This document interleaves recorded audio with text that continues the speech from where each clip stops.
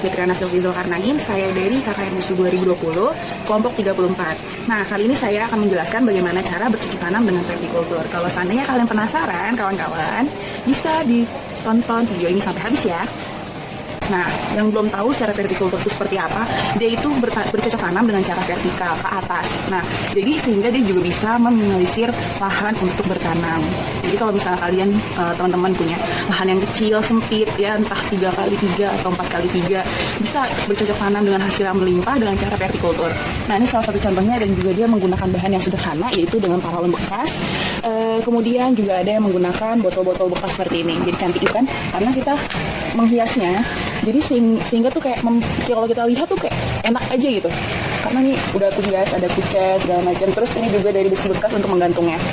Nah, nanti kalau misalnya seandainya kawan-kawan ingin melihat bagaimana caranya, cara dari pembibitan sampai cara untuk memindah tanamnya sampai besar, bisa dilihat seterusnya dalam video ini. Oke, sebelum kita nanam, kita harus nanam benihnya dulu buat dijadiin pembibitan. Pertama itu aku menggunakan ada benih kangkung sama benih sawi hijau. Di sini udah ada media tanam. Media tanamnya itu perbandingannya itu antara tanahnya itu topsoil, terus ada sekam padi, sama padi bakar, dan kompos. Itu perbandingannya 1:1. Nah, ini udah aku rendam. Kurang lebih direndamnya 2-3 jam ya. Dua-duanya 2-3 jam supaya lebih mempercepat perkecambahannya. Nah, nanti kalau misalnya udah 2-3 jam, kita tirisin, kemudian kita keringin dikit. Kita keringin pakai angin biasa aja, udara biasa, terus baru kita taruh di media tanam. Nah, media tanamnya ini juga kalau bisa tempatnya itu udah dibolongin di bawahnya ya, supaya airnya itu bisa merembes ke bawah. Terus ini juga harus dibatasin kayak dibuat kotak-kotak kayak gitu, supaya kita tahu tempat-tempat spot-spot mana yang harus diambil untuk dipindahkan ke media tanam yang utuhnya. Langsung aja kita aplikasiin. Lalu kita taburkan benihnya, kemudian kita tumbuk lagi dengan tanah, dengan media tanamnya kira-kira 1 cm, dan kita siram lagi dengan air.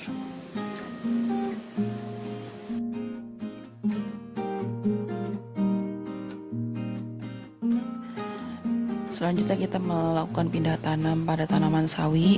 Tanaman sawi dapat dipindah tanam ketika sawi sudah memiliki daun sejati yang berjumlah 2 buah, dan kita pindahkan secara perlahan, kemudian nanti ditutup lagi dengan tanah. Oke, selanjutnya kita lakukan pindah tanam pada tanaman kangkung.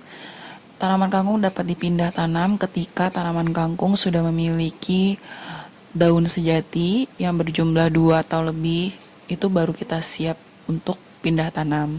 Ini aku lakukan pertama di paralon bekas dulu ya teman-teman.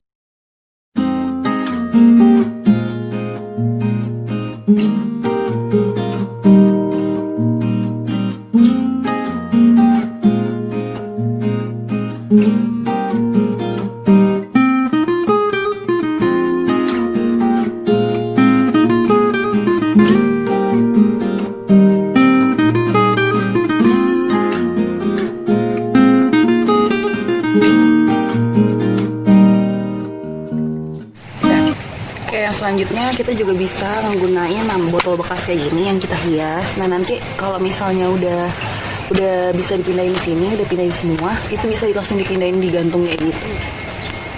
Ya kayak gitu, digantung kayak gitu. Kita pindah tanam dulu ya.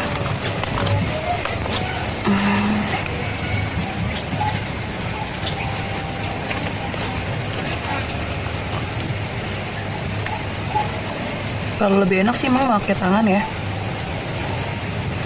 Ini tanah. Tapi jangan lupa sama-sama tanahnya. Sama-sama tanahnya gitu.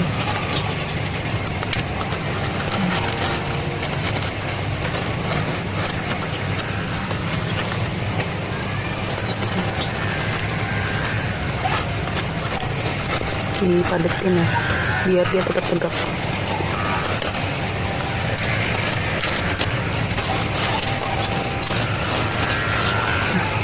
Ini kalau udah kayak gini, udah bisa kita gantung di sana. Dan jangan lupa disiram juga ya, setiap harinya disiram 2 kali sehari setiap pagi sama sore. Kalau mau ditambahin pupuk juga bisa ditambahin pupuk, tapi kalau menurut aku karena ini tanaman kangkung dan dia nggak butuh perlakuan khusus, jadi nggak usah pakai pupuk juga. Dan ini kalau seandainya ini bisa dipanen sekitar 28 hari sampai sebulan. Nah, nanti kalau misalnya udah panen itu bisa dipotong aja batangnya, kemudian nanti dibiarin aja, nanti tumbuh lagi, dan itu bisa 2 kali panen. Jadi yang pertama yang tanaman ini, yang kedua hasil pangkasan dari tanaman ini.